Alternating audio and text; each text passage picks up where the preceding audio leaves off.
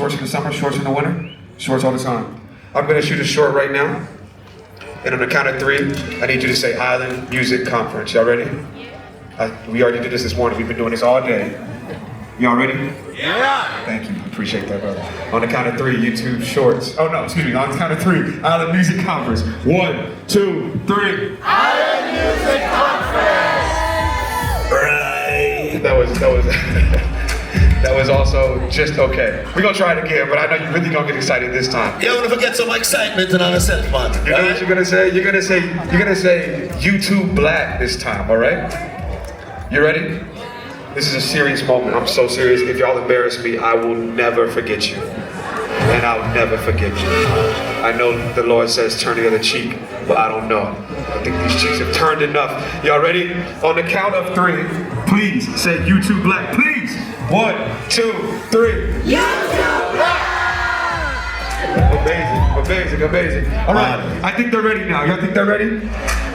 All right, we have coming to the stage. I told you that the second part of this day will be all about music, music, music, music, music. And today, we have some Grammy Award-winning, we have some award-winning Nobel, I'm gonna say Nobel Peace Prize, not Nobel Peace Prize, but who knows? They might win some Nobel Peace Prizes one day.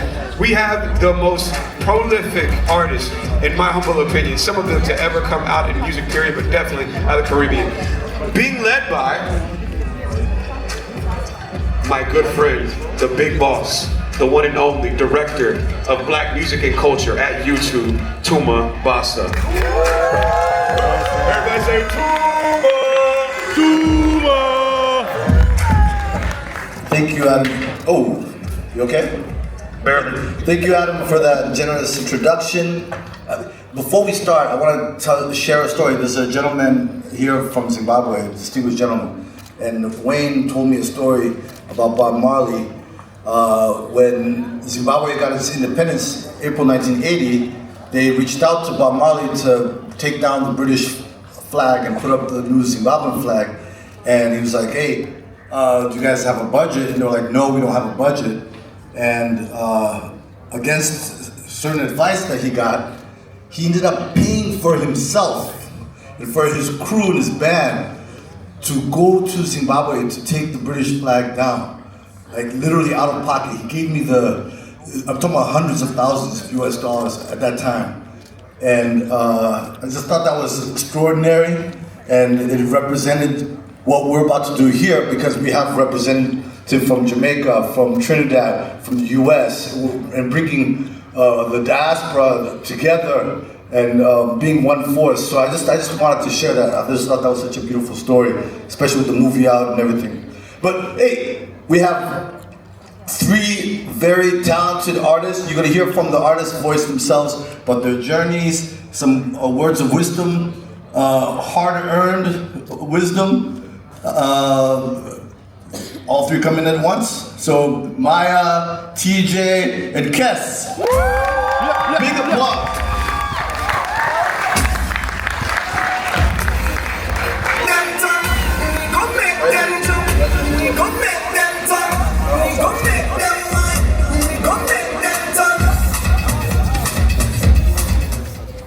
Hey! Thank you guys for doing this, by the way. Yeah, and thank you guys for listening. So this panel, we want this to be in your authentic voice, and we want to get as much of your journey, as much as your wisdom, as much of your experiences, as much as your hopes, as much advice as possible. And so I want to start, and this is also, I'm from YouTube, right? So in a way, I'm representing the technology and kind of the new way of getting your music out there. So I also want to contrast, now, before, and the future. So I want to start with Maya. Grammy award-winning Maya, right? The Grammy award-winning? Yeah. Yes, okay. What do you see as the biggest difference between when you were coming up, when you were first emerging as an artist, and now? Well, I mean, everything has moved so fast with technology. I recorded my very first album in 1997. Wow. And I did it to tape.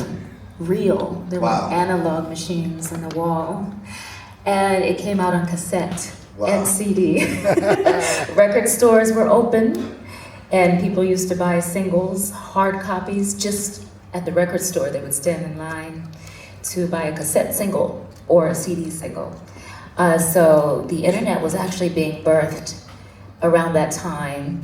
I had my first email address, AOL Instant Messenger in 1998, and probably my first cell phone by 1999. Wow. I have a niece, and she is so savvy with the cell phone, so technology, we've seen it all happen before our eyes. We have streaming now, and we're still trying to figure that out with labels, etc., and equate, how many streams equal what type of dollar in return for artists and percentages. And now we have AI that's next. Yeah. And the contracts are changing. Oh. So much has changed. Technology, even how I've recorded.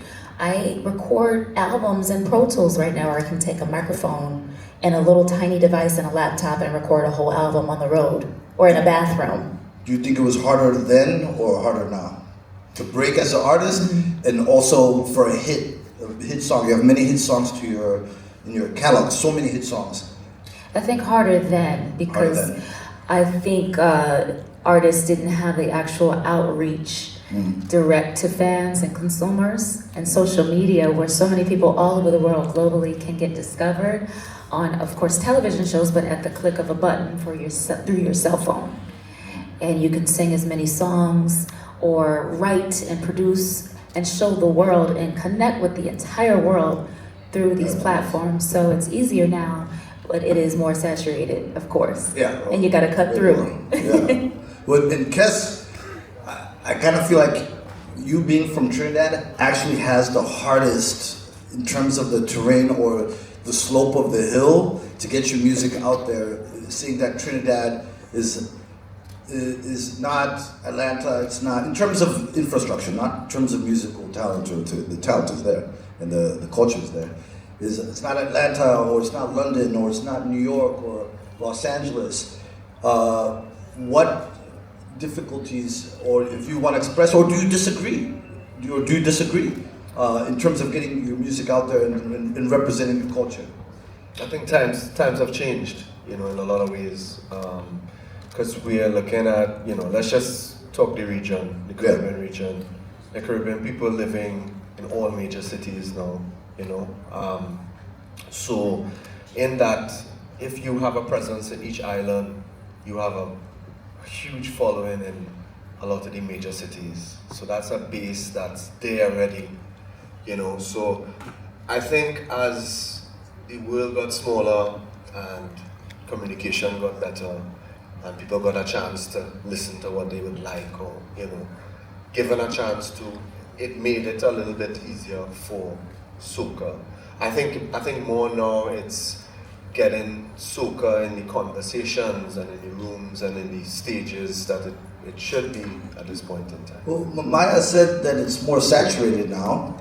How does soca, or even Kees, how do you get your music to break through with so many genres and micro genres and countries represented and generations who are getting savvy? I think no matter what, as time goes on, the tools will change. Yeah. And the parameters are going to change, but there are certain rules that don't change. What are those rules? Give us one. Song is king. You have to, and it has to come from a true place no matter what. And I just find that, the songs that create in my space when I have had the most painful times in life, the rawest moments, ends up being the biggest song, in the catalog, and so you realize that no matter what, if it is true, it will ring true, and whoever need to hear it, going to hear it. I may sound like dreamy and thing, but it really is like that. I think if we contrive and think about it too much, we would make music that is disposable, and timeless things we're looking for. Well, Teejay, this is the hometown hero here. And then last night when I arrived at the airport, first thing I saw, Chippy the EP billboard on the way to the hotel. TJ everywhere. Yeah. And then, but I have a question for you. Since last year, we were here last year. Since last year, you've had a major international hit, Drift, right?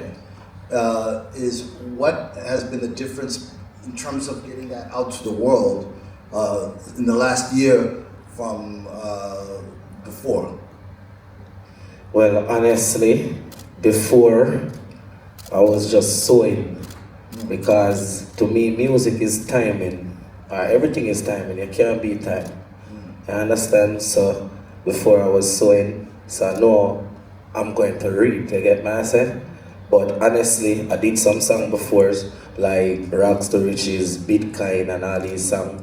Them reach places, people know them, we do some show, you know, understand? Like dancehall music, it nice, people like it, but I guess it never really reached the mainstream audience. So, I don't know, Drift was a miracle. Well, you have many more miracles to come. Yeah, the reason why I said Drift was a miracle, the Dear Vice Drift, I was going to delete the song. Oh no.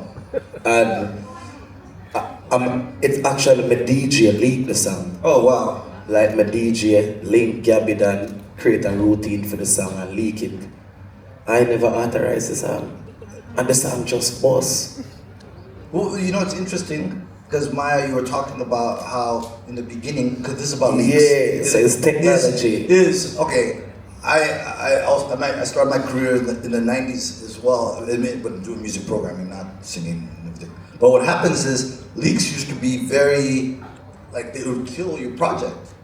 And now you talk about a leak and then it helped. Yeah, sometimes it works, sometimes it don't work. Okay, so still sometimes it doesn't work. Yeah, maybe just because before, as I said, music, it was the only thing for me. I've been singing from the age of 9. Okay. So music was the only thing. I never worked before. I never even, as I get a youth, I never even washed a car before. Only studio, only music. So I believe in it. I know it was going to reach places once you believe in it. So, but the miracle, when you just get up and just feel like, right now, me I take music too serious. Me I gotta just sing something. Yeah. And that's what I did. Wow. And work. Well, so I was watching Shaggy was up here, and the lady who dropped a gem about relationships, you know, she was talking about trust and, you know, and it made me think about collaborations, right? You've had a lot of collaborations with Jay-Z, Best of Me Part 2, or with Beanie Man, Girls Damn Sugar, Beanie Man, right? It's you collabed with Snoop, you collabed with Davido. Can you tell the audience how powerful it is to collaborate or to go outside of your comfort zone, and even about relationships? If all three of you, if you could please, because when I heard that, I said, oh, this has to be the repeated theme of every panel. Like, you know, is that everyone walks away knowing how important relationships and even collaborating. That's about Maya, I'll let you talk, let me not talk. Yes, I've had a lot of career collaborations, 16 in the Wow. Caribbean alone. Wow. And, That's and it's beautiful because you have two different fan bases and you bring the world together, which is what it's all about. Yeah. And there are a lot of events, of course, annual events, festivals, and stages that you show up on, getting exposure in certain markets that you wouldn't necessarily get exposure in when you step outside of your comfort zone, and also do things guerrilla style and get in the trenches, you know, and shake hands and not be afraid. So sometimes it works, sometimes it doesn't, but I feel like when you're judging success and making success or defining success as maybe a major record label and basing it off of numbers, sometimes the success is just doing it. And it happens 7 years later for you, and it gets rediscovered and is treated like this brand new thing that just happened when you've laid the groundwork years ago. So I believe in relationships, especially as an independent artist. That's where your core is going to be. You can lean back on because you're not dealing with the major label budgets anymore. You know, it's all about relationships And that's what I do love in my independent journey, because you can call someone up and they're more willing when you have a direct artist to artist or artist to producer relationship versus having someone of a corporation call and it gets too sticky with business or too stiff. It's no longer authentic. No, we don't like stiff. No stiff here. Kees, your 2 cents on the subject. Yeah, I mean, I have to say she touched on all the points, you know, at that point. But for me, I have to. Somebody asked me today, so who you want to collab with, you know? And yeah, shout to the blue, you know. And I was like, Wait, translate that.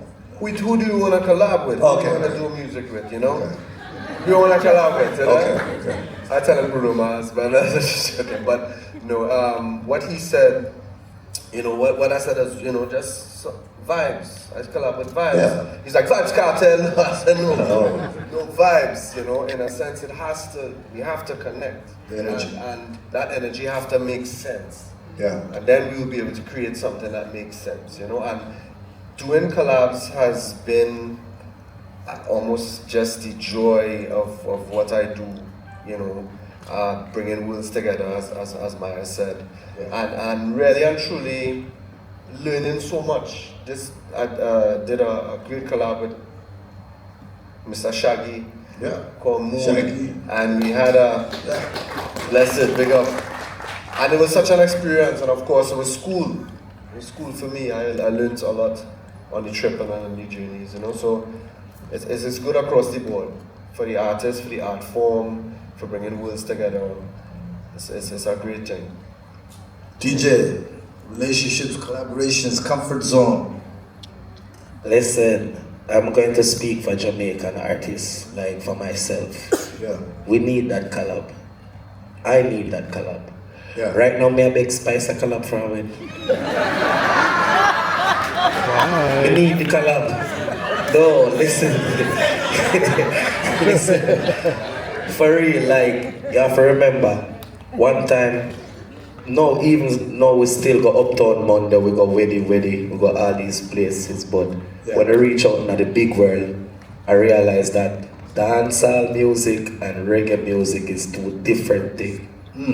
What's the difference between dancehall and reggae? It's two different. It's two different genres. Two different things. The rhythm, everything about it, the vibes, the artist, the message that we send it, everything is different. Is that commonly accepted? Does everyone in the audience agree with that, or that's Yes. Okay. No, I just want to make sure. Okay. When you have a dancehall artist in a room and with all these people, no offense, like Tuma, YouTube, Spotify, all these major labels, and them look at the chart metrics or anything and pull up your number and realize that you're not doing well. You're not doing well. By those standards. The first time I went to Act 97, Shaggy brought me to Act 97 just to meet some people. Shaggy was doing an interview, respect my general again, and he involved me in everything. And went into Act 97 and Funkflex was there, and Funkflex saying, yo, why all these Jamaican artists singing about chapping? Nigga, we know what you're talking about. Wait, what is chapping? No, don't worry yourself. Hey, don't worry yourself. I just want to know. Listen. I literally don't know. He said to me, Jamaican artists needs to learn how to break the record, like cheat the code. Okay. You understand? Like, say something that we can understand. Like, tomorrow when I wake up, my boss can say, yo, why isn't this record on the playlist? Yeah. And I just stood there listening to everything. I wasn't saying anything. Yeah, but you're soaking it in. Yeah. You're soaking it in. Shaggy played some song for me from my phone on the thing, and everybody listening, and everybody was like, yo, tough, and the next week, I went and find Drift. So, Drift now, we had to do the collab with Davido in Africa. Yeah. Remember, Jamaica, our culture. We impact the world. Yeah. 3 million people. Everybody want to be like Jamaican. But most time, these people don't even take the time to listen our music. So when Davido do a remix with Drift, you have 200 million people in Nigeria. Yeah, it's a lot of people. Even if it's not doing 10 million stream on YouTube, like there's other platform that it's doing well, and other people just know about Teejay music, other people know about dancehall music. Now you have a thing where even Billboard, everybody's saying, oh, Afrobeat, dancehall, Afrobeat. I know most people don't like it, but I don't care. As long as you speak about dancehall in something, I'm okay with it, and it shows that the work is put in it. So as a dancehall artist, we need that collab. Yeah. We need it. It'll cross over to other people. No, I thought that was beautiful, and I remember Sharon hit me on WhatsApp, FaceTime, like, we're in Nigeria. I was like, hey, you were in the background. Davido were in the background. I was like, yeah, I love that. I love that image. I love that. Yeah, about 20 pounds over there. Yeah. Well, I have a very important question, and excuse me for being selfish, but I want to get some advice from Maya and Kees, right? This is about heritage preservation, because when I did my research, your dad was R&B band, was an R&B band. Your mom was an opera singer. So there's a lot of generational transfer in terms of musical and culture. What advice do you have to us as a platform? When I say us, I'm talking about YouTube and any other technology platform, in how to, for new generations to discover, you know what I mean? Legacy music or heritage, just culture, and even address, even as we go global. You're talking about going to Nigeria, is protecting culture. Is that, should any energy go into? I mean, is it overexertion, or is it, you know, just, yeah, you get it. You get it. Yeah. Trying to understand the question. Is what can we do to help? YouTube do, or all YouTube, platforms? YouTube, yeah, and then everyone eavesdrop. Is what can we do to help new generations discover the music that was passed down from whether it be our elder siblings or parents or even before? Yeah. Well, I know I learn a lot of things from YouTube. Thank you. The saying is YouTube University Yeah, to go find out something. Yeah. There's also a lot of ads on YouTube. So if there are ads that you invest at the click of a button, no matter what you search, there's an ad that pops up unless you have some kind of fancy subscription. Okay. To generate that within your own hub that you all produce, that you all finance, that you all pay for and air on your own channel, that gives the history, or that gives just a plethora or array of opportunity for whoever's clicking. And it's a lot of young folks that also click for exposure. Yeah. There's also classes and seminars that YouTube is known for, you know, just to complete your mission. That's one option. And host things that are physical that we can film, of course, and people can tune into. It's very powerful. Okay, I want to take that back. Anything, and even in terms of protecting culture and heritage and history, Yeah, I mean, you have to know where you come from to know where you're going, and it's very important for us to really know our stories. Yeah. We've not been given the privilege of learning our history. We know England history and Spain, but when it comes to like real, our music history especially, is lost. I don't talk about calypso, you know? Yeah. And there's a lot of stories. I mean, our genre is 100 years old, you know, plus. And so there's many things that need to be said. For instance, there's Calypso Heritage Month. YouTube could probably have a special for Calypso Heritage. Yeah, for Calypso stories, history. Places where we could all meet and learn together, you know. People who practice in it, people who just want to know about it. And of course, music brings everybody together. Everybody. So you could host a few concerts and we stream it around the world, you know. In Trinidad. In Trinidad, yes. Come true. Yeah. Now, so now I'm going to shift things from the history to the future. Everybody here is familiar with generative artificial intelligence? Okay, good. All right. So there's an artist in South Korea, and signed to Hybe. Hybe is the label that recently acquired Scooter Braun's company, Quality Control.